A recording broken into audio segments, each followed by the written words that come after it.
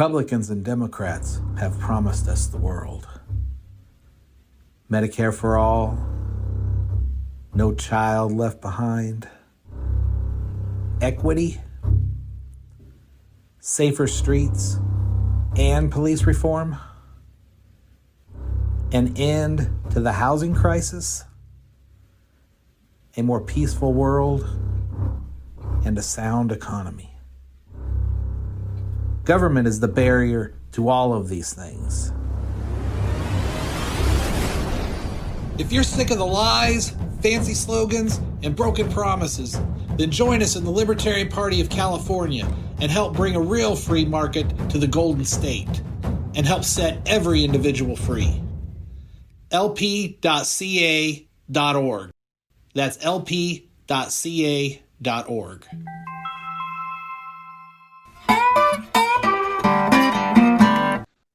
Hello, and welcome back to the Liberty Blues Network. I'm Shawn Osborne, and joining us again today is Lena Platt. She joined us. She was doing the war against the Rage Against the War Machine protest a couple of years back. How's it going, Lena? Going pretty good. We've been pretty busy. Yeah, the machine keeps you going, doesn't it? Sure does. A lot of work to do. Yes, indeed. So I guess we'll talk about the Rage Against the War Machine protest a little bit later. I want to see how talk about that a bit. But what you're on here today to talk about is a petition to get us out of NATO. You want to talk a little bit about that? Yes, our organization, the Schiller Institute, which is both in the United States and in Europe, in Germany, has been for many years saying that NATO's relevance has expired. Mm-hmm. That NATO more and more has become an offensive, aggressive alliance, as opposed to the protective alliance, defensive alliance that it was supposed to be when it was formed in 1949. Mm-hmm. And increasingly over the last few years, well, more than years, you've seen NATO go into what they call out-of-area deployments. Like when they went into Bosnia, Herzegovina, they went into Libya, they went into Iraq, which is completely outside of their purview. They were supposedly defending Western Europe at the time, mm-hmm. from Soviet aggression. So what this petition does, and the petition is not just a petition by itself. The petition is motivated by the political and strategic context that we're in nowadays, which is that even President Trump, you've heard, I'm sure, mm-hmm. saying about the collapse of the West, the increasing confusion in Europe. He talked about civilizational erasure in Europe, that they're, got all these crazy priorities, but they are now on a tear to rearm, to fight Russia. They're saying they're going to confront Russia. Mark Rutte, the president, or the chairman, I guess you call him, of NATO, says that we got to be prepared. Europe has got to be prepared to fight Russia. And they don't seem to recognize two things. Number one, more recently, that the United States has shifted priorities with respect to Europe and is carrying out its own sort of policy, somewhat independent policy, with negotiations with Russia to solve the Ukraine war. Mm-hmm. But on a bigger scale, while NATO tries to save the old unipolar world of the West, they call it the West, Europe and the United States, you've got this whole new alliance building under the name of the BRICS, the founding members, Brazil, Russia, India, China, South Africa, that now, if you add up the number of countries involved, represent more than half of humanity. And the people behind NATO, the globalist elite, who want to deploy NATO now probably as a debt collection outfit, seizing things like Russia's gold and so on. Yeah. They don't seem to realize that the world has changed. and that they're better since they're in woeful shape economically, particularly militarily too, but economically, the West has been in pretty bad shape the last few decades. Europe has looted its economy to build more and more and more weapons to send to Ukraine. We were doing quite a bit of that too, up to Biden.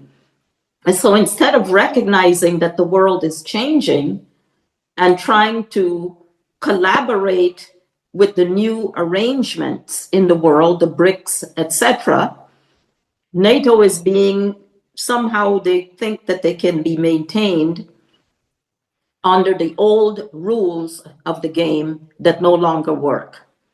And so this petition comes in that context of a new paradigm in the world, of the global South, as they call it, increasingly on the world stage as a leader in economic development, infrastructure building, etc., not war, and that therefore it would behoove the West to collaborate with that new initiative, those new initiatives, and that in that context, therefore, NATO is completely a relic of the old times and irrelevant, frankly. Yeah, I think it remains as like kind of a scar of the previous wars in that sense, as opposed to working on resolving things like, say, the Ukraine thing and helping that with peace and trade and trying to de-escalate things. It really does seem like NATO and the United States in particular really want to escalate things around the world. Like you mentioned, what they did with Libya. Libya is not a better place because, we so-called help them out. No. Not, and I think a lot of people don't realize what Libya is like right now. Do you know much about like what's going on there at the moment? Yeah, I know a little bit. We run an international news service and we have people all around the world. I mean, Libya has basically been destroyed. Mm-hmm. And what has happened is that you have a lot of refugees coming out of Libya. It's on the North African coast, mm-hmm. and going in these rickety boats and stuff over to Italy and into Greece and so on, trying to get into Europe to survive, and many of them, of course, drowning in the process of trying to get to Europe. There were reports about a year ago, I remember, that a number of the human traffickers had set up shop in Libya and were basically had people as slaves, mm-hmm. carrying out all kinds of jobs and policies and stuff like that, and enslaving people to pay the money that they don't actually have in order to work off what the passage is going to cost to get from Libya into Europe. Mm-hmm. So it's hell there. And you could say a similar thing about Iraq and a number of these places where NATO was deployed, largely under the encouragement of the United States, mm-hmm.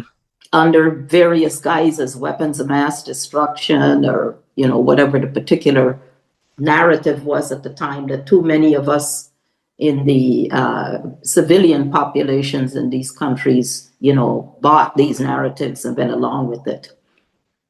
Yeah, and some of that, I guess the massive immigration comes from North Africa, and the cultural differences that are happening, say, in places like Italy and stuff like that, I believe are leading them towards wanting to leave NATO as well. I know Trump was talking about Italy, Hungary, Poland, and I forgot what the other country was. Wanting, possibly talking about them leaving NATO. And people are like, that was one of the people that love NATO. That was one of the things they're going to say. Well, Poland's going to be next. Russia's going to go into Poland next. To me, it doesn't seem like Poland's that damn scared about it, right? No, I mean, they're using scare tactics about Russia. Russia's going to come in tomorrow night if you don't, rearm right away. And Europe is on a big rearmament project, as you probably know. A lot of factories that produce cars and things are now producing all kinds of weapons for Ukraine. And so the whole scare tactics about the boogeyman Russia coming and taking over all of Europe is being used to justify this terrible rearmament. And of course, there's another side to it, which is that there are people in the United States in the military industrial complex who believe that Europe's rearmament is good because we'll get the contracts, to manufacture the weapons to sell to Europe for this so-called rearmament. So it's kind of very cynical too. Yeah. A lot of people that are so pro, arming, continuing the war in Ukraine don't realize that the U.S. and Russia, I believe, are the only two countries that have cluster bombs as considered an illegal weapon. So we're arming them with cluster bombs and things like that. And those are going to cause damage for decades to come after the war is ended, and just people on the left act like they're so environmentally friendly. War is not an environmentally friendly process, and they're wrecking the place. I don't know if they're using depleted uranium over there or not. No, though. That's one thing I haven't seen anything about, but I would assume they are. Yeah, they probably are. But look, the whole, it's a real tragedy, for the Ukrainian people, who are in a sort of a meat grinder. Yeah. A lot of them have left. A lot of the able-bodied men who were able to escape or flee to other countries have left. But you've got NATO insisting, you can win. We're going to get you the weapons. You can win. Mm-hmm. You probably heard the term used that they're going to fight till the last Ukrainian. Mm-hmm. But it's Ukraine that's being sacrificed. Yeah. In a proxy war between NATO and Russia. And there's like you say, who knows 10, 15, 20, 50 years from now, what the condition is of that country is going to be. Mm-hmm. We who are supposedly helping them to bring democracy and freedom and all this stuff. Yeah, they're still clearing landmines out of places like Cambodia. So cluster bombs, for people who don't know, are bombs that it's one shell, then it blows up into multiple bombs and spreads all over the place and explodes. So, some of these lay in the ground undetonated like a landmine, and decade or two down the line, kids that aren't even born yet are going to get killed by these things. They're going to get aimed by these things. And, this is what we're sending over there. Some of the stuff we're sending over there. So, when you step back and act like people step back and act like the United States is, the great good guy in this, it's just not the case. The propaganda's thick. Yeah. Yeah.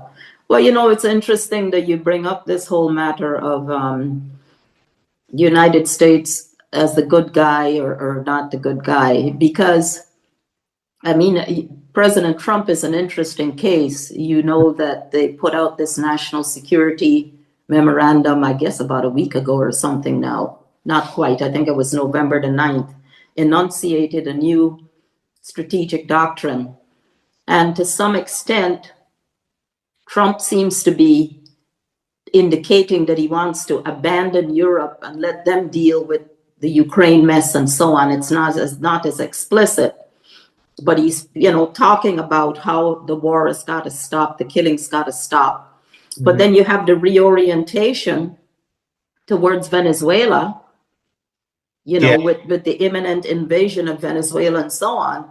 So even in that one document, you have this conflict demonstrated in the presidency of the United States, where he campaigned that we're going to end the forever wars. I'm not going to start any war, no regime change wars. And you have to, I think we have to, give him credit for the efforts that he has made, which I think are mostly honest, to get the negotiations going on Ukraine. They've had several rounds in Geneva and so on. And most of them, if you look at it, have been sabotaged by the Europeans who call up Zelensky and say, don't worry with what Trump's going to do. We're going to get you the weapons and stuff like that. And there was a process since, I think, March of 2022, a month after the war started, the Russian invasion went in, that they had a chance for a peace, which was sabotaged by Boris Johnson, Prime Minister of Britain at the time, and it's been repeatedly sabotaged because of this notion that NATO has to continue to exist, and they're going to create this or sustain and advance some kind of unipolar world. And they're just desperate to do that, even as their economies are hollowed out, even as their financial systems are hollowed out, you know, and you have an idea of the economic privation increasingly in the United States, but also in Europe. I was in Germany back in April for a few weeks, and same process going on in Germany, where people, you know, life is harder and harder economically, but they're afraid to say what they actually think about the whole NATO question, Ukraine question and stuff. You have all this censorship and pressure about what you can and cannot say. Well, yeah, you know, England was wanting to prosecute people in the United States for what we say, and they're wanting to block X and all this different thing if you say things that they don't agree with. Right. You know, that's not what freedom's about. You know, and you know, you know, back in the day we would say, oh, we're defending the land, you know, freedom. Well, there's not freedom there, so I don't see anything to defend over there anyhow. And just the whole thing just drives me out of my mind. All that propaganda and how they manipulate people into, you know, thinking that, you know, Russia's I mean, it's always about, well, what about Putin? You know, Putin and Putin and Putin. Yeah. Everything's Putin, or if it's not Putin, it's Trump. And, you know, there's some things Trump does that I don't agree with, and there's things he does I agree with. Yeah. And he does seem to at least be somebody that is willing to change his mind on something and listen to what people have to say for the most part. Yeah. And I think possibly there's a possibility, if, you know, like say with your petition, you know, he could be led harder in that direction to leave NATO, and then we can focus on trying to get him to stop bombing Venezuela in the process of it. Yeah. And, you know, the other thing about Trump, he made a statement just a few days ago with regard to the whole situation with Ukraine and Russia. And he said we could have nuclear war. He actually used the term, we could have nuclear war if this continues to go. And he said, stop the killing, and so on. But like I say, you got this kind of split personality thing. Where he's on target on that, and particularly probably because we're dealing with at least one nation that has nuclear weapons, Russia. But then in terms of Venezuela and the Americas, he has this notion, which is sort of this bastardized version of the Monroe Doctrine. Yeah. That this is our backyard, and if we don't like this president or that president or the other one, we have the right, because we have the power, presumably, to go and take them out. Even though it didn't work in Libya, it didn't work in Syria, it didn't work in Afghanistan, it didn't work in all the regime change wars, which he campaigned against. Yeah. So that's a sort of the dilemma and a sort of the tragedy of the political class. One of the people that we particularly, frankly, want him gone is Marco Rubio. Oh, hell yeah. Yeah, get rid of that clown. You know, to be kind, he's played a very dubious role. Yeah. Both with respect to Europe and Ukraine and the Americas and the situation with Venezuela. Yeah. So, yeah, we want to get this petition circulated as widely as possible and for people to endorse it. But more importantly, we want the discussion. That's why I was so glad that I got this invitation from you, because we want discussion of these questions, not just, you know, from the Atlantic Council and the, Council for American Progress and these so-called think tanks. We want the American people to engage in these discussions. They're paying for the weapons. They're paying for the war. Heaven forbid we send our kids again into one of these wars, kids or grandkids. And of course, the more fundamental question is, how about the Congress? are they going to intervene and demand that they vote on an authorization for the use of military force, as opposed to just saying, well, Trump's going to do what he wants, there's nothing you can do, and this sort of attitude? Yeah, that seems to be their their modus operandi at the moment. For, I guess, not the moment, for quite some time. They haven't really done their job. There's only a few of them in there that actually stand up and say this is a bad idea. Yeah, and I don't know if you know that, and I only realized today, Thomas Massey, and he's also from Kentucky. It dawned on me, oh, he's from Kentucky. It's the same state as Rand Paul. Yeah. Massey has now introduced a bill calling for the United States to get out of NATO. Yeah. Just a few days ago. Yep, saw that. That's great. Yes, it's great, and it takes guts to do that in this environment, because of course you get slandered as a Putin apologist. Yeah. Right. Yeah. Or you get slandered as you don't like freedom, or these sorts of things. You've heard some of these things that they label you. I've been called all of those things by the Putin apologist. You're okay with fascism and all this other stuff. I was like man, I go, the arguments people put up are so feeble that their knowledge of what's going on is so feeble. And they it's like they don't see the real picture. They're so many people are so bought in to this idea that all of a sudden Putin's just going to mow down all of Europe. Mm-hmm. I mean, the Russians, even under the Soviet Union, weren't able to do that. I mean, the Germans, put up a hell of a fight against the Soviet Union, let alone if France and England and everybody wanted to get in there. I'm quite sure Western Europe can protect themselves just fine. They don't need us. And really, they should be working on, trade and commerce, and then nobody will want to fight. Yes, this is a very important point that you make, is this question of how economic cooperation can overcome, or certainly minimize, political and ideological differences. Mm-hmm. You may not like Putin, you may not like Trump, you may, and you may not like Xi Jinping or whatever, but you're looking at the strategic situation and you're saying, okay, besides the negative aspect that all these guys have nuclear weapons, yeah, the positive aspect is, what if these fellows can start working together, like you say, on trade, on joint projects, to lift more of humanity out of poverty, not just as a war avoidance policy too, but mm-hmm. also just humanity. These are leaders of the major powers, and you would want them to collaborate in spite of whatever differences that they might have. And I think that a lot of times when you get this slander, you're a Putin apologist or one of these things, many of the people who throw those out are just repeating from MSNBC or CNN or something. They haven't thought it through. They don't know the history. They haven't gone and done some study of what NATO's mandate actually was when it was founded in 1949 and what it's become in the recent years. Yeah.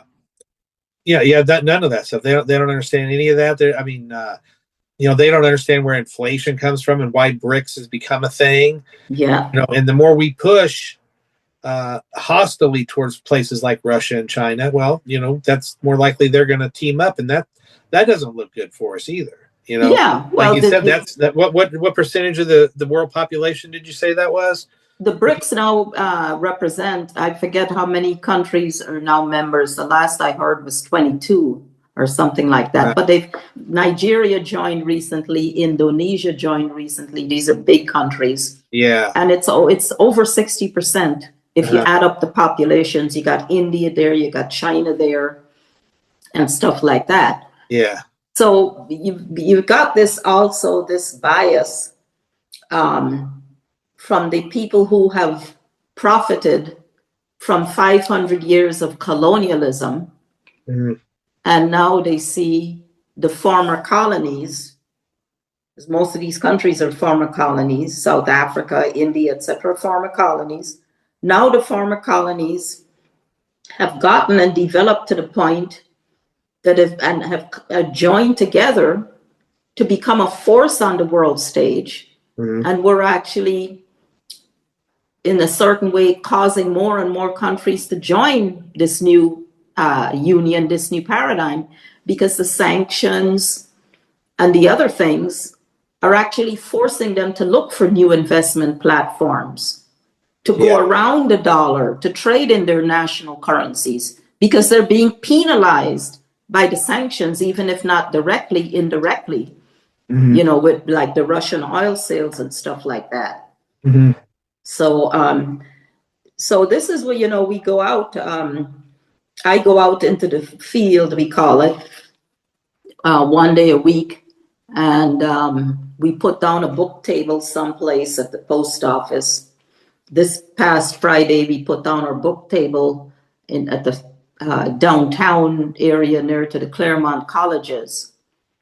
And it's just very interesting. People are confused, they're angry, they've got buyer's remorse in the case of voting for Trump, particularly the immigrant people who voted for Trump. A lot of Hispanics voted for Trump. But they're not as pessimistic as they were, it seemed to me anyhow, a few months ago. They've got a sense that they need to contribute to doing something if they themselves can't get active to do something. That was very interesting. Yeah. So I was going to ask you, like, so you said you see some people starting to wake up to it and Oh, yes. things. That's good. Yes. And that's why blogs like yours, that's why alternative media is so, so, so important. Because, MSNBC, NBC, ABC, even Fox News, all of these, they come with the same lines, they come with the same assumptions. And after a while, people realize, that they're being snowed over, and they just turn it off and say, I don't want to have anything to do with politics, which of course is not what you want. Mm-hmm. But now that people have alternative media of all kinds, they can listen to a different opinion. They can listen to a different analysis and make up their own minds. Yeah. Mm-hmm. It even goes like that, say, with another country, like, say, Venezuela's, socialists and everything. And that's one of the reasons they want to do a regime change down there. Mm-hmm. Really, I mean, if we're interfering with it and then their country fails, then they just blame us and say, oh, it wasn't socialism that failed. It was because we were being interfered with. Correct. As opposed to just letting it fall apart and then people learn from it. Instead we want to go kill a bunch of people and try to tell people how to behave. I mean, if somebody wants to try out being socialist, let them try. I don't want to try it here. I'm close enough in California. This is terrible. Right? So, I just I want that foreign policy that where, of trade and commerce, of making places nice places to visit. I even think of, like, say, Israel and that area. If we weren't stoking all these wars and helping Israel blow the hell out of everything over there, I mean, you think how much money all those countries in the area would make on tourism. If you think about Iraq with, Babylon and Ur, and you got all the cities around Israel and the Palestinian territories and Jordan and everything. I mean, I would love to visit all these places, but you couldn't drag me over there for anything these days. Not a whole chance in hell I want to go over there and with a target on me like our government puts on us overseas. Mm-hmm. And, the thing is that besides the tourism question, here we're sitting on an economy where our manufacturing base, has been whittled down to, nothing virtually, where we're not producing the steel, the machine tools, the tractors and stuff that we used to manufacture and we used to sell to many nations in the world, including in the Middle East, oil manufacturing equipment and drilling equipment and stuff like that. And so you also look at these areas as a market, a potential market for our goods and our technology from which we benefit. Yeah. because we can put a lot of Americans back to work in the factories. We can get the vocational schools and the skilled trades training programs and stuff, and gear up our industry and science and technology and stuff to act as a force for good in the world by contributing to improving the condition of mankind. Absolutely. You Yeah, know? war does not do that for anybody. No, we seem to have forgotten that. Even the victors, suffer a lot. The people suffer from it. You can go to war and win a fight, but you're never really the same after that. No culture does, and we all know government takes more powers, and they're never going to want to give them back. You look at what's happened to us since 9/11. And that's just that was due to our Middle East policies that caused that. They didn't just decide one day to wake up and call us the great Satan over on the other side of the earth for no reason. Yeah, but since 9/11 and all the NDAA and all the so many different things up until now you have outfits like Palantir and some of these other organizations that are under various excuses trying to promote and introduce as policy in the United States. Surveillance doesn't even begin to describe what they're trying to do. It's not just surveillance. It's your data, all your personal data of individual citizens in the United States, by Silicon Valley, which increasingly is working with the military-industrial complex in a number of these so-called technological advances that are supposed to make things more transparent and easier and all these things, the way they, sell them to the population. But as a result of that, you got the whole environment that includes more censorship, more Americans afraid to tell their neighbor, the guy that they encounter at the bar, what they really think about a particular policy, because they got to worry about if somebody is listening over there and what kind of repercussions it might have. That's not the United States. No. You mentioned Palantir. Who's the guy that owns that? What's his name? I'm going to tell you in a minute. I'm not so good with names. I was just watching a wild video with him being interviewed by somebody, I forget, and he was jumping up and down in the chair as if he was on drugs or something. It was Jimmy Dore was replaying the video. Oh, really? For some reason, I'm not remembering his name right now. Yeah, I'll just call him. But how you talk about people being smeared. I saw this article. I can't remember what magazine it was by, and they said, how whatever his name is, and Palantir was trying to bring on the libertarian world, and I thought he's no place close to a libertarian. And then I read the article, and it was all about how they were spreading militarism and selling weapons and stuff like that. I said there was not one thing in that article that was actually libertarian. They didn't even actually mention the word libertarian in the article, but they were getting that clickbait for people to see and associate libertarians with this surveillance state and all this stuff. Oh, I was out of my mind. I was just like, man, this is propaganda. I sent it to a lot of my friends who don't like libertarians. I said, look, this is the kind of garbage you people get into that you think is the truth. And I go, me, I don't stand for any of that stuff. Yeah, and that stuff is deliberate. They're planting a seed. It's like with LaRouche, in the 90s and so on. Every time the media covered LaRouche, and it was always a slander about something he said that was supposedly crazy, the preface that his name would be political extremist, and nobody knew what he was political extremist about. Nobody hardly knew what he stood for. But it was just this political extremist as if it was first name, Yeah. Personally, I think bombing the hell out of everybody is pretty extreme to me. That's pretty extreme. Yes. It's an existential threat. It becomes an existential threat. Yeah. So how often do you make it out to the campuses to talk about things like that, like to Claremont and stuff? Well, as you probably know, since the Gaza encampments and protests and so on, the campuses have been now quite restricted. Uh-huh. So, we go like to Claremont adjacent. We go to USC, Jefferson there. I think it's Jefferson and Hoover. There's a public sidewalk there that's on the border of the campus and things like that. But we try to do that as often as we can because young people are in ferment. They don't like any talk about, we might have to go to war and talking about boots on the ground and all that.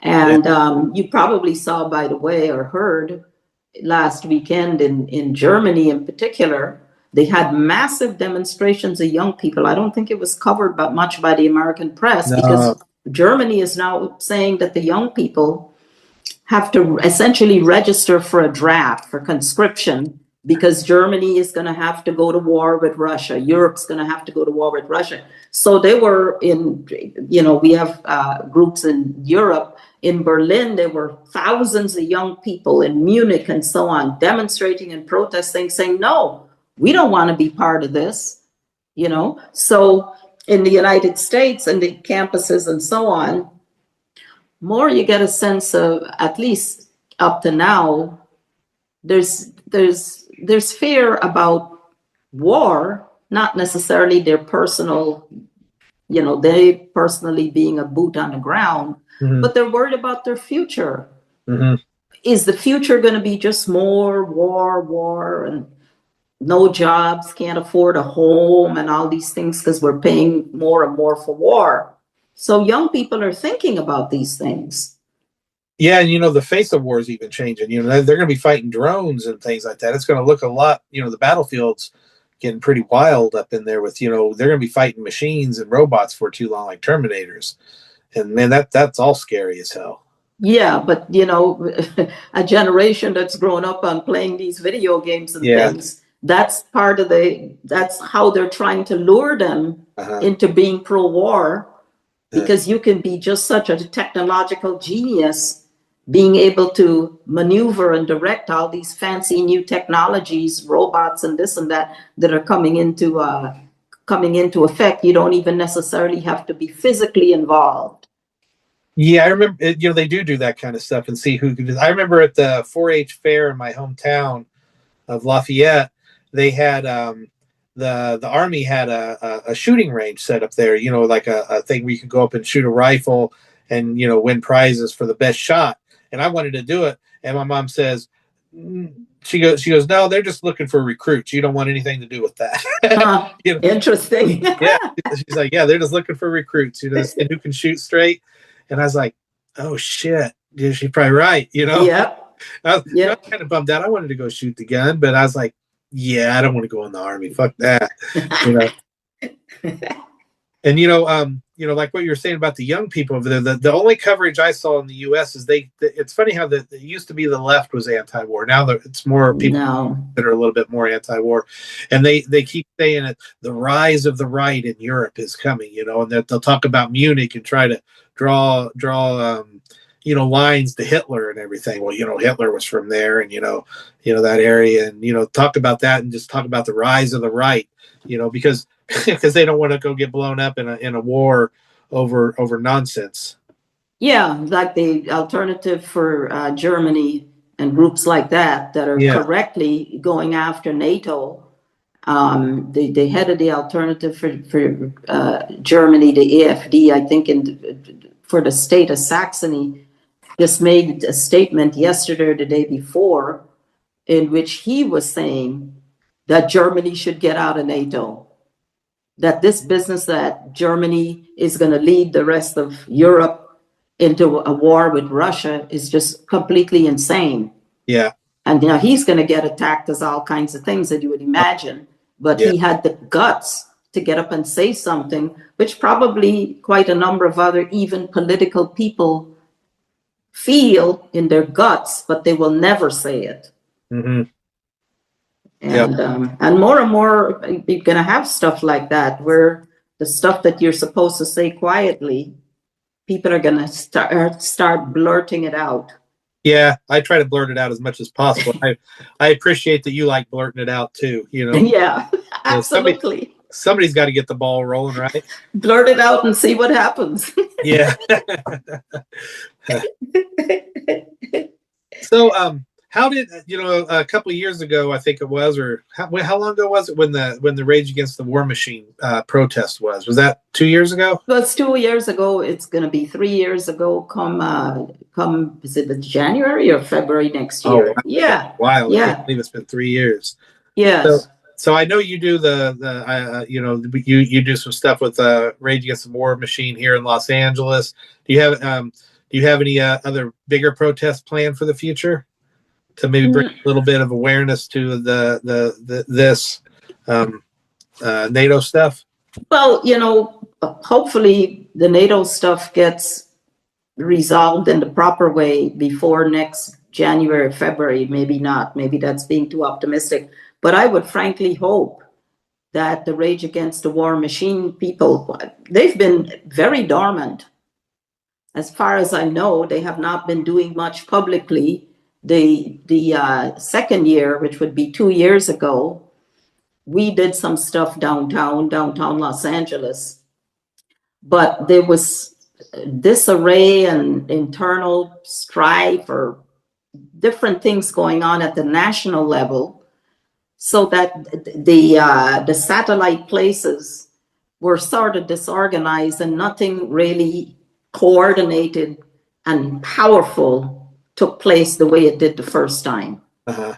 Now, hopefully, this coming up with the NATO situation, obviously, and the urgency of getting rid of that, but also with the Venezuela situation, who knows what that's going to be by January and February. Hopefully, they're thinking already, and I should talk to our people on the East Coast about it. Hopefully, they're thinking already about doing something powerful at that time. Because I think, when the first Rage Against the War Machine thing happened, yeah, people were aware and they were concerned and stuff. I think people are much more aware and much more concerned right now. And I think we could get a lot more people and groups participating. Yeah, you look at just in the news, was it yesterday or the day before, a couple of American soldiers got killed over in Syria. Right. And, now Trump's beating his war drum about that and everything. They're going to take care of this and that. And, honestly, if we would have just left the Syrian government alone and let their ally Russia help them out with that. Yeah. Let them deal with that, keep us out of it. Because I guess a lot of people don't realize that, there was three democracies in when I guess you can't really call not democracies, but secular governments in the Middle East. There, Iran, yes, 53, Saddam Hussein, as terrible as he was, still it was secular. It wasn't a theology. Yes. And that was, not to condone his brutality, but that was one of the reasons so brutal, was keeping people like ISIS and those kind of people down, who did blow up mosques of other like Shiites and stuff like that. And then you have Syria. Those three countries all had secular governments. Right. Now they've all been, well, I wouldn't say Iraq is necessarily a theology or a theocracy, but Iran obviously is, and Syria is headed up by a headlocker from Yep. Coming to visit at the White House, and Yep. we're backing up ISIS in because they don't like Iran. We're backing them up in Yemen. So it's just like, oh man, this is like the Romans when they were fighting the Jugurthan War, where you have, we're supporting our enemies in one place and fighting them in another place. Yeah. It's really wild. And I think a lot of people have absolutely no idea about any of that stuff. No, they don't, because the media isn't interested in giving people a background or even trying to provoke people into going and researching these things. Yeah. We've it's geopolitics. It's the old British idea. I forget which British prime minister said, I think it was Benjamin Disraeli. He said, we have no permanent allies, only permanent interests. Yeah. And so your ally could change from day to day or minute to minute. you don't consider the consequences on those nations or those groups or those people, you're just looking at the world like you're moving a bunch of chess pieces around, and you somehow have got to stay as the top dog. And in order to stay as the top dog, you got to keep everybody else and everything else destabilized. Mm-hmm. You see? Now, we insist, and we published a pamphlet, we are promoters of the American system as identified by the founding fathers, go all the way up with all kinds of problems that we can't obviously ignore or minimize. But the intention of this republic to be a force for good in the world, to promote the idea that Lincoln talked about, a community of principle among equally sovereign nation states, emphasis on sovereign, equally sovereign.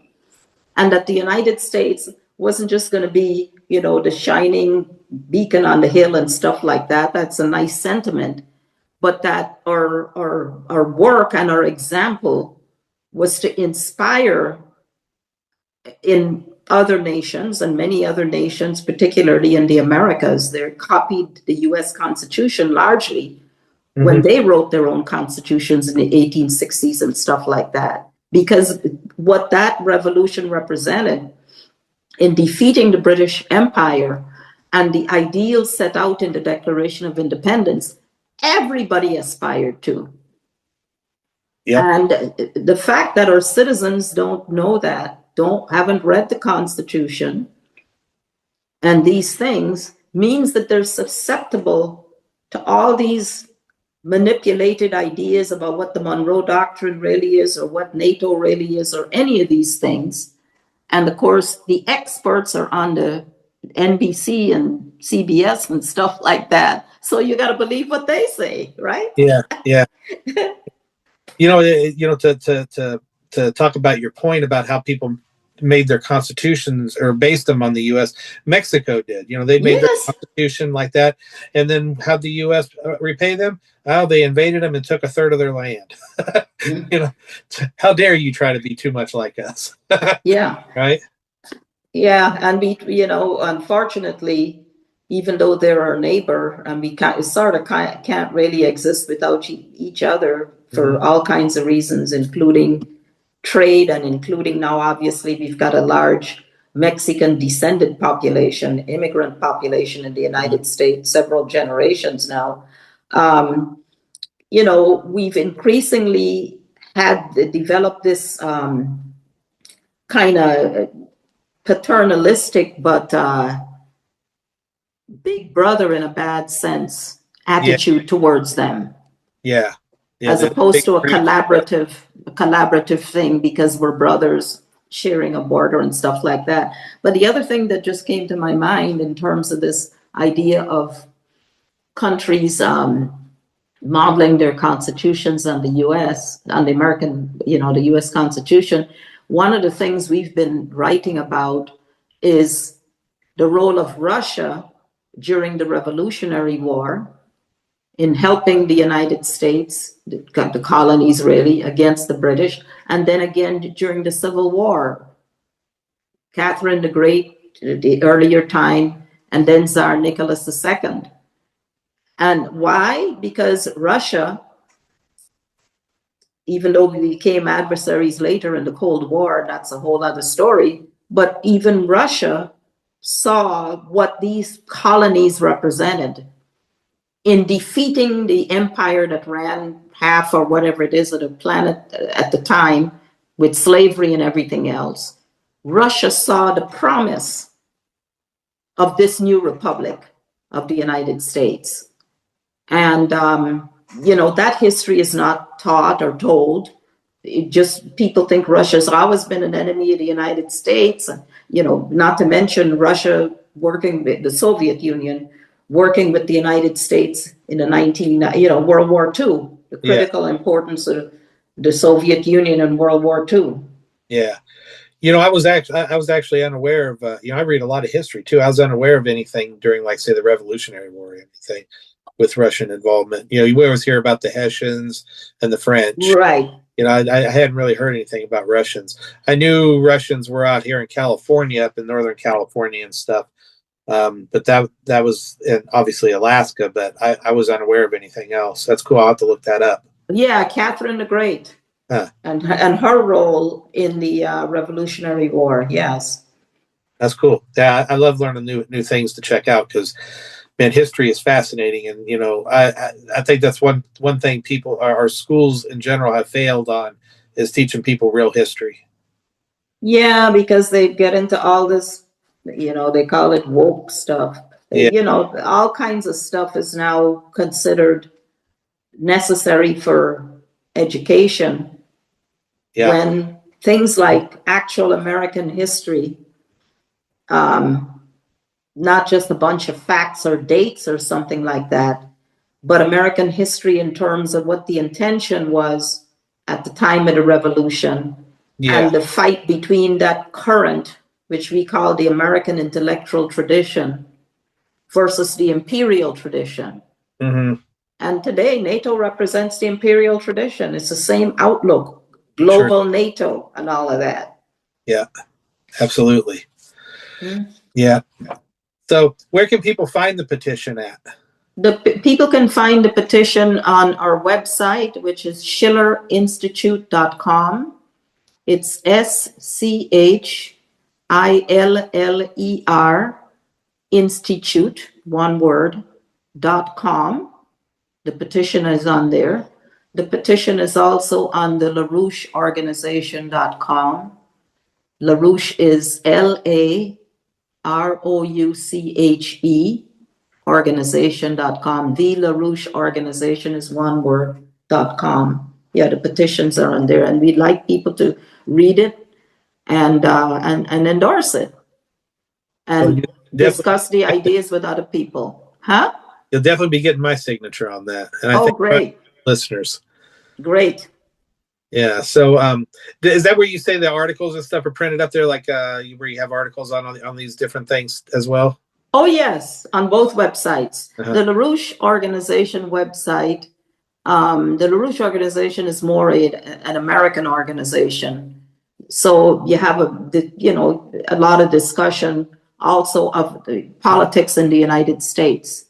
The Schiller Institute is more international. I mean, they're both international, but the Schiller Institute, you have more coverage of what's going on in Europe and things like that.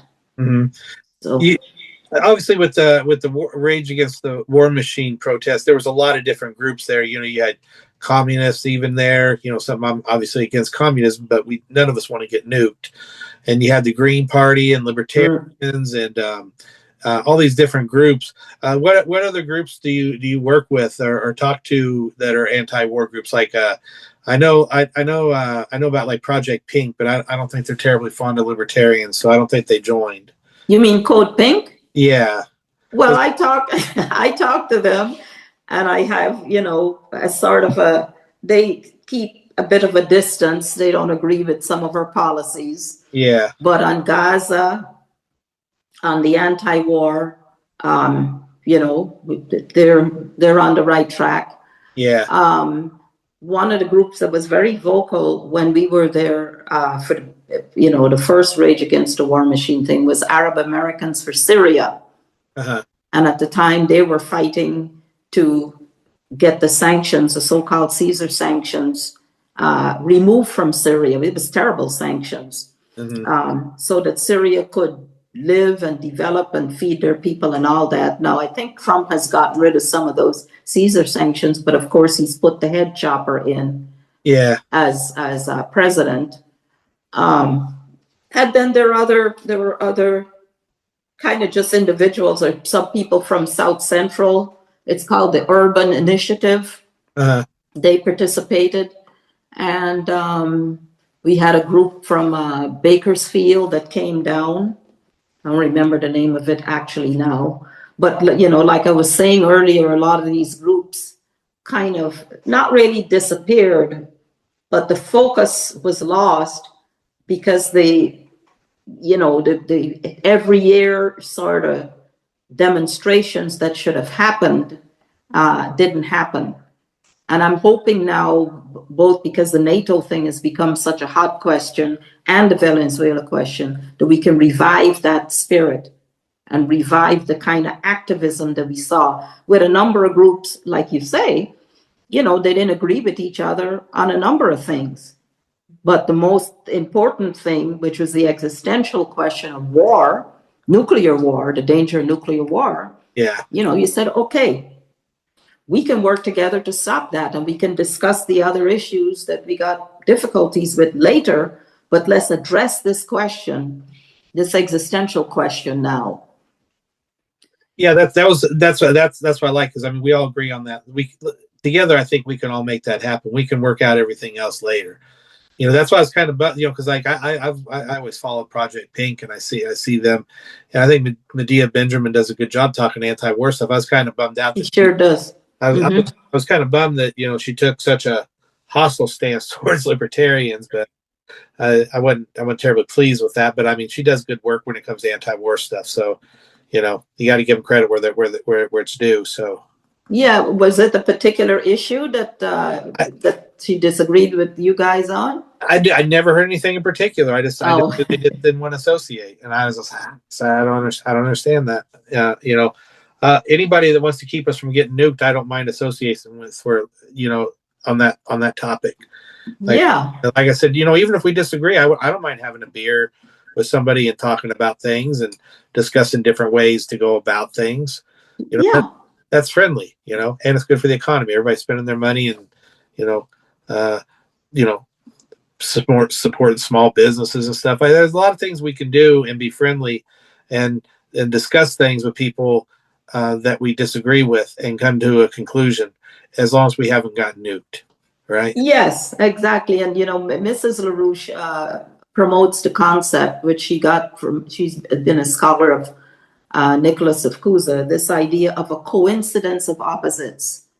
You got seemingly opposite ideas, but you got a coincidence on some of the most fundamental questions, like no nuclear war or something like that. And you go at the coincidence first, which generally is the most important thing, and you can collaborate with that.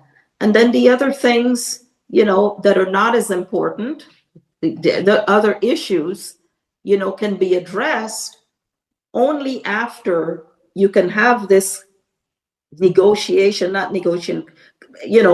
of the minds at the top on the fundamental question, without people screaming and cursing each other and stuff.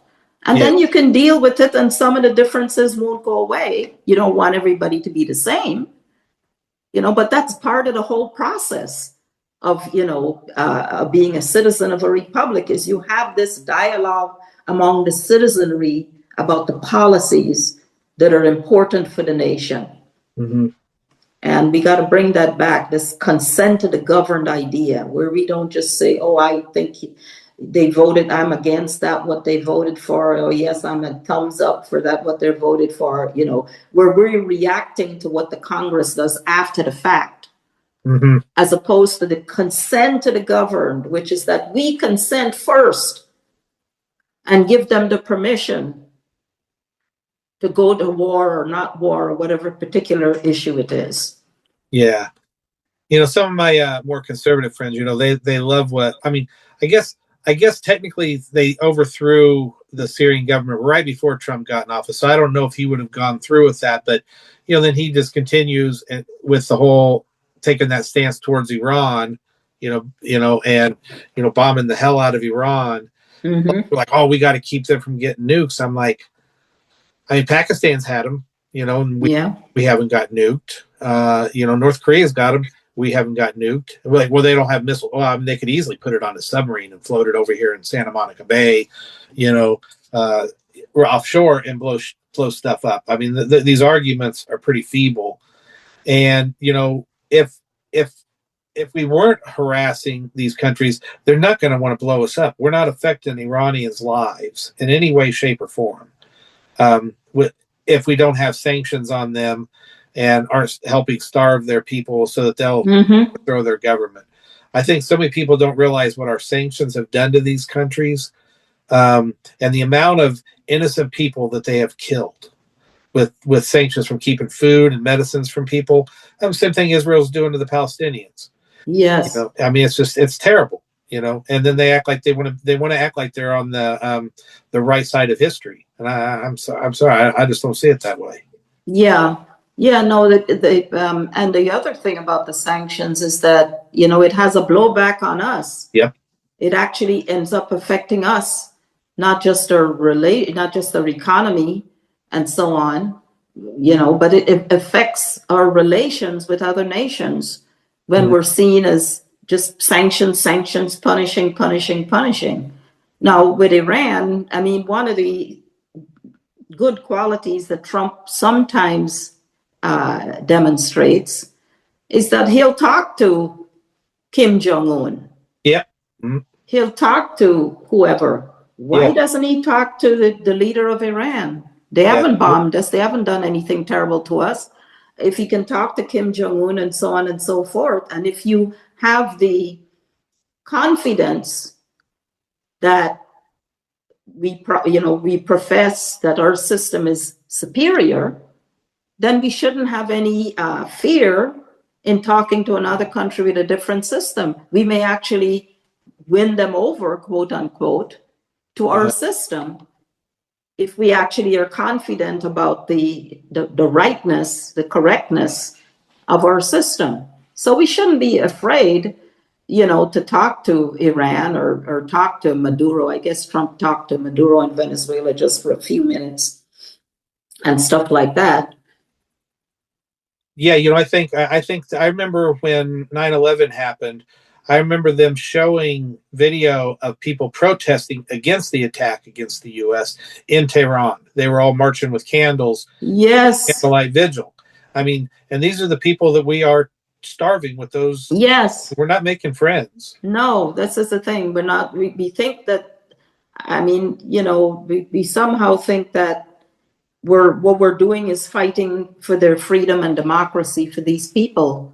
But we're actually punishing them and alienating them. And like you say, killing a lot of them, starving a lot of them with this policy. They can't get food. They can't get medicines.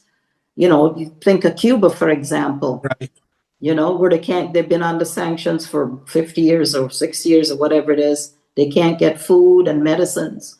Now, the interesting thing in the case of Russia, besides, the matter of them being able to sell their oil to China and other places, is that the Russian economy, I was reading just a few days ago, that they have managed to get certain sectors of the economy to produce things that they were importing from the West before because of the sanctions. Yep. So there we lose not the goodwill, obviously, but also a potential market, Yep. For our products. So there's a backfire aspect to it. Yeah, when you're at war with half the world, you got half the world's not going to buy your stuff. Yeah. Yeah. No, and the other thing is, if you look at it, this way of running foreign policy has spanned both Republican and Democratic administrations in the United States. Mm-hmm. Maybe more extreme on the one or not. And the promise that some people saw in Trump was that he was different. He was wild enough to where he would break the rules on who you're going to talk to.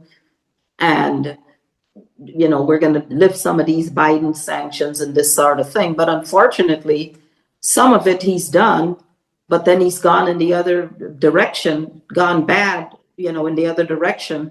Yeah. In other ways. Yeah. But that's why what we do as an organization around the country is so important, because we don't sit down and analyze. I mean, we sort of analyze, but we don't sit down and have a checklist and say good, bad, good, bad, good, bad, and have a balance sheet. We're constantly trying to get the American people into the deliberative process, actively in the deliberative process, as citizens of a republic.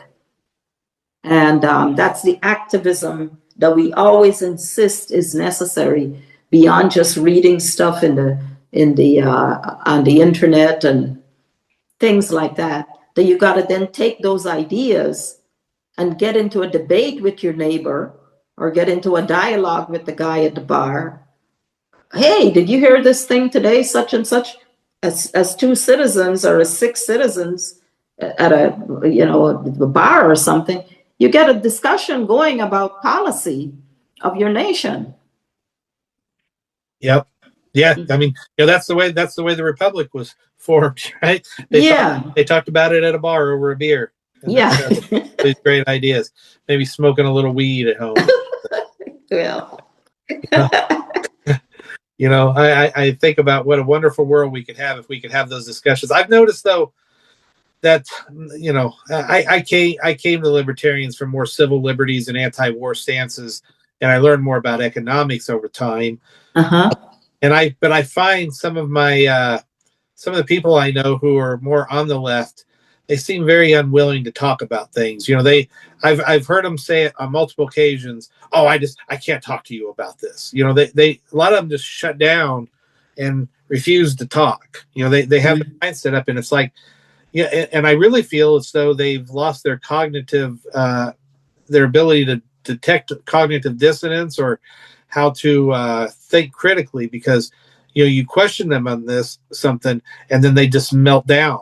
And then it's a meltdown after that point. It's no longer a discussion. It's quite childish a lot of times, their arguments, and it's frustrating as hell sometimes. I still do it. I don't mind. I like to argue and have fun with a good discussion, but sometimes they take some of the fun out of it. Yeah, well, that betrays the fact that in many cases, the people who say, I can't talk to you about it, they're not really confident in the idea that they're promoting, whatever narrative that they're promoting, and they can't defend it. If they get into a debate or a dialogue, they can't explain why they believe that way. Yeah, they're just regurgitating things. They say, I heard it on NBC said such and such. Yeah. So there's that, but there's another aspect which is very troubling, which is that I think I indicated it earlier. Americans are afraid to talk about politics, sometimes with their own family members, much less a stranger at the bar. Yeah. Because they don't know if it's going to lead to a shouting match. You don't know if it's going to lead to a fist fight. Right. And I frankly think that the media exaggerates and tries to promote the polarization more and more and more. Yeah. They're always talking about the country is so polarized and this and that and so, and everything's down the partisan line and stuff like that. And they never proffer any ideas on how we can get people to start talking and at least listening to each other. Yeah. And so that's when we've got a lot of young people on the East Coast, and a lot of them are around some of the universities like Columbia and stuff like that, set up book tables and things. And this is what we're trying to do. They call it the Socratic dialogue, like Plato with Socrates, with the Meno or whoever.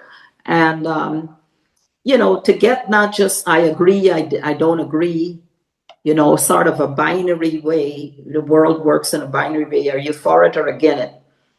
But to actually get a discussion and, okay, you leave the bar at the end of this sort of discussion, may have been a little bit tense, but you leave with a new idea in your head that you're going to ponder and maybe you're going to pursue and try to see what you really think about it. Yeah. And you leave the place not thinking somebody who thinks different than you is a demon. That's important. Yes. Yeah. Everybody's Nazi now. I'm so sick of hearing the word Nazi. They don't even know what Nazi is. No, they don't. Yeah. Or they wouldn't bandy it about the way they do. Yeah. Yeah. Mm-hmm. Yeah. So can you think of anything else you'd like to talk about before we start to wrap it up here? No, I think we, pretty much covered the NATO thing in the larger context. The only thing that probably bears addressing is the financial bubble, the cryptocurrency bubble, the increasing financial crisis, which is being papered over by printing up and printing up and printing up more money. Yes, indeed. The paper. To try to save a financial system that's hopelessly bankrupt and can't be saved. And so, we're looking at, people were in Washington going door to door last week, our East Coast people, putting on in front of the congressman the whole question of Glass-Steagall, the Glass-Steagall banking law that was put in by Roosevelt, after the crash, and the banks were, looting people and charging usury laws and stuff like that. But the fundamental idea is the rise of other nations, economically, etc., should not be seen as somehow a threat to us. No. And that's a big part of the fundamental problem, is that the West, again, has had 500 years of colonialism, has had this notion that we are the enlightened, sophisticated, whatever, we've been ruling the world for so long. And now these people who used to be colonies or whatever, or in the case of China, had the terrible Cultural Revolution and stuff, now they're standing up and want to be on the stage too? No, we got to knock them off the stage. Right. It's very dangerous. Sure is. Why don't we say, okay, come up on the stage, let's see what we can work together on? Yeah. Because nobody's going to win the next war, first of all. Yeah. And the world is a much more pleasant place if our differences don't define us. Yeah, and living in Los Angeles is one of the things I love about it, is that you can go to all these areas and experience different culture that is about capitalism. Like you can go to China, Chinese areas, or little like the Thai area, and all these different areas, and experience all the good foods and culture, and in a capitalistic kind of way. Everybody can be capitalistic, and enjoy small businesses, and we can all get along just fine. We don't have to play King of the Mountain or King of the Hill. Yeah, and they're doing a service with their businesses. Yeah. Obviously you want to make a profit, but you're also doing a service to the community. Yep. In your own particular little way, whether it's a restaurant, whether it's a flower shop or something like that. You're bringing beauty, you're bringing camaraderie, you're bringing collaborative relationships, which are always good. Yeah. But you just get this notion, and this is, this immigration thing is one thing we didn't discuss, is the ugliness that has characterized it. Yeah. Has caused more of this rift. Yeah. Among communities that thought that they were making they were improving their families and stuff like that, but they were also making a vital contribution to our nation and helping to enrich our nation. Yep. As immigrants have gone all the way back to the Irish and the Italians and everybody else. Yep. Yeah. Yeah. Because I love my taco trucks and everything like that. I love all this stuff that we can do. Now, I will say, as a blind person, I don't particularly like it when they take over a street and I can't get through. But the same thing with, say, a homeless encampment. I don't like it when people take over the whole street. My ass has to walk into traffic, and that's not terribly fun or safe. Yes. Yes. So, as anarcho-capitalist as I am, I want the streets clear so we can get through, but I don't see the reason why they should be picking up somebody who's actually out trying to work, and then not going to the jails and taking people who are actually violent criminals. That's just I don't have any problem as long as somebody wants to come here and not have the government be more forceful towards me. I'm cool with that. I rode with this cab driver one day, and he was from the Soviet Union. And he told me, he goes, you Americans complain about the government too much. He goes, I don't understand why you complain so much. He goes, where I came from, it was like this and this and that. And I shut him up pretty quick. I said, the reason we complain is we don't want it to end up like where you came from. Exactly. and we're slipping in that direction. Yeah. So we got to put a stop to it now. Yeah.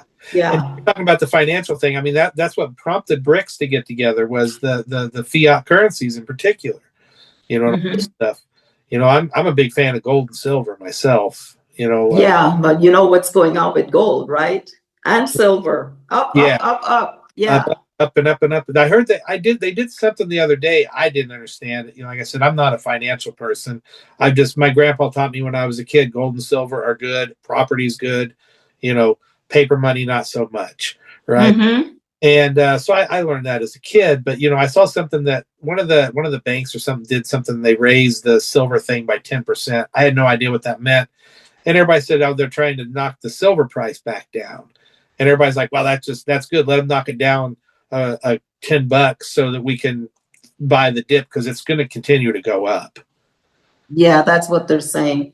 Yeah, I mean, you have a lot of people, because of the uncertainty, because the uncertain times that we live in, and because of the hyperinflation, not just inflation, hyperinflation that we're living through right now, that are going to gold and silver and things like that.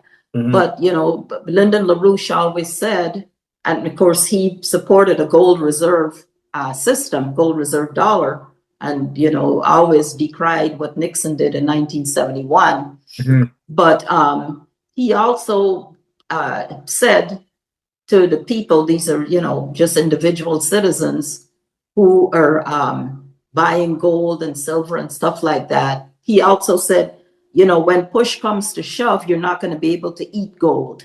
Yeah, right. You got to have food. You got to have, and he's not talking about stockpiling food in the basement. He's talking about you got to fight for a productive economy where you got farmers getting a proper wage and things like that, mm-hmm. So that the society can function even through a financial crash. Yeah. And the implementation of a new system. Yeah. Because if things do collapse, you silver don't taste that good. Yeah, you still got to eat. Exactly. Yeah. So. Yeah. Yeah, that's very wise words. Yeah, that's sort of a reality check for some people. So do you have any places you're going to be in the next couple of weeks? This podcast should probably be out in the next 2 or 3 days. You got anything coming up like the beginning of the year or anything like that where you're going to be any place where you'd like people to show up? Well, at this time, going into the holidays, it's hard to say. Yeah. Next, we're planning to have an in-person meeting probably early in the year. We've been having, you probably got my invitations. We've been having a lot of meetings on Zoom since COVID. Yeah. And, a lot of people have gotten very comfortable with that. Before that, we used to have a meeting in Pasadena every week, and then every couple of weeks, and we had one down by LAX and stuff like that. But it's become increasingly difficult to get people to come into a room, in person and discuss face to face. So I'm thinking of doing something probably right there downtown, 7th and Figueroa. I'll let you know, 7th and Figueroa, early in the year. Yeah. Where we start out the year on this question of solutions, mm-hmm. Not just protesting. There's plenty of protesting going on. There's plenty of complaining, and much of it is justified. Right. But we got to bring people into the solution work. Mm-hmm. And so early in the year, probably we'll do something at, it's exactly the same place where we had the Rage Against the War Machine rally. Mm-hmm. We'll do something at that same year. I don't have the a date set now, but I'll let you know. Yeah, we'll be sure to talk about it on here. And if you get anything like that, you want to come back on here, we can do quicker podcasts and talk about promoting stuff too as well. So good, that'd be great. Yeah, I'd like to get that information out to people. We gotta work together on these kind of things and really get people some knowledge that the corporate media is not given to them. Right. They don't want us to get access to. Yeah. And so the petition is online and you can sign it online. And anybody else who listens can just go to schillerinstitute.com and sign it online. And we'll just keep going. Yeah. How about any social media? You got any social media like X or anything like that you're on? Our organization does, and I'm not a big social media person. I should be able to help you with that. I will send to you some of our social media handles or whatever you call it. All right. Get out to people. I will do that in the next hour or so. All right. Sounds good. Good. Well, I really appreciate your work. I love it that you're out there, letting people know what's up, because we need more people like you, and hopefully you'll influence some of that younger generation, going to the schools and stuff, and wake them up to how they're being lied to and having their futures wrecked. Yeah, and the beautiful thing also about the young people is that they're young enough to where their minds are not just fixed on this is the way the world is going to be. They're still rather flexible. Now they do a lot of crazy things and have crazy ideas. That's fine, but their minds are working and they're looking at different things. Their minds are open. They haven't gone to the point where they say, this is what my life is going to be. This is the way the world is. Really, there's nothing you can do about it. Just try to get a job and survive. Yeah. Yeah. And that's the beauty of engaging with the young people. Yeah. Well, like I said, I really appreciate it. And, I look forward to hopefully you can have one of those events on a day that I can make it down to, because I'd love to come join you. Yeah. What generally you work on Saturdays? Saturdays I have off quite a bit, but not all the time. Okay. Yeah. Well, I'll try to give you enough notice so that you can participate. Yeah, great. I'd like to get some more of our libertarians down there. Yeah. Libertarians got to, libertarians, we're like herding cats sometimes. It's hard to get everybody to, on the same page to go do something. So I got to rile some people up and get them to come down there and, help out. Okay, good. Yeah, let's look for early in the year to plan something. Good. I'll let you know. All right. Well, thank you very much, Lena. Thank you, Shawn. Thanks for the invitation. It was a nice discussion. Nice seeing you again and chatting with you. Yeah, always an open invitation to you. All right. And thanks to everybody for listening to Liberty Blues. Share it with your friends. Leave a rating and a review wherever you listen. Check out my latest album on wherever you stream music. It's called Free People. If you're on Spotify, check out the Indie-tarian playlist. It's really cool. There's also one called Libertarians Who Make Art. Help support musicians who are libertarians. Not all the music's political, so you're not just getting bombarded by political stuff if that's not your thing. You have different things that are just, music, just happen to be played by a libertarian. You can follow me at Mad Shawn Osborne on X, and on Facebook, just Shawn Osborne. Get some libertarian information from me, and we'll see you on the next episode of the Liberty Blues.